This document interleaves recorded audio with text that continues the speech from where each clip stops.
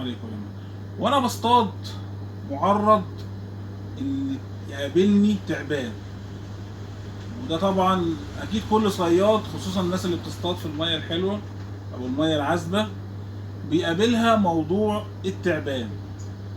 طيب ازاي اتجنب ان التعبان يقرصني؟ ازاي اتجنب التعبان يقرصني؟ طيب التعبان هيقرصني ازاي؟ 3 حاجات يخلوا التعبان يقرصك في الصيد. طيب اول حاجه، وانت قاعد في الصيد، وده ممكن حصل مع ناس كتير مننا، تلاقي التعبان معدي من تحت منك، وده حصل معايا انا شخصيا. كنت قاعد مره بصطاد انا و3 اصحابي، ومره واحده لقيتهم قاموا من جنب مني، الحق الحق. انا ببص تحت مني، لقيت ايه؟ لقيت التعبان قاعد تحت رجلي، مفيش بينه وبينه نص متر، وقاعد لافف وعامل ايه الحركه بتاعته دي. انا من الخوف ما اتحركتش، قعدت ايه، عيني جيت في عينه، ابص لي ويبص لي، ربنا كرمني وايه ومشي. طيب هنا نفهم من ايه يا جماعه؟ من التعبان. التعبان عمره ما هيجي يقرصك. ليه؟ انت مش في قائمه الاكل بتاعته، فالتعبان عمره ما هيجي يأذيك.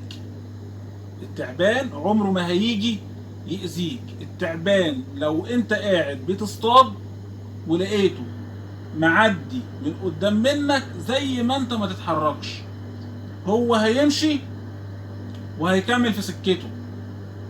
لو عدى التعبان من فوق رجلك، تخيل بقى لو لقيته معدي وانت سرحان وعدى من فوق رجلك، ما تتحركش، هو مش هيأذيك. التعبان مش هيأذيك غير في حالة ان هو حس بالخطر. ليه؟ في تعابين يا جماعة بيبقى نظرها ضعيف، ممكن معدي قدام منك على طول او معدي من فوق رجلك، وده حصل مع ناس كتير. ففي حالة انت التعبان لقيته قريب منك، ما تتحركش، هو هيكمل في سكته، الله يسهل له، مالكش دعوة بيه. دي اول نقطة.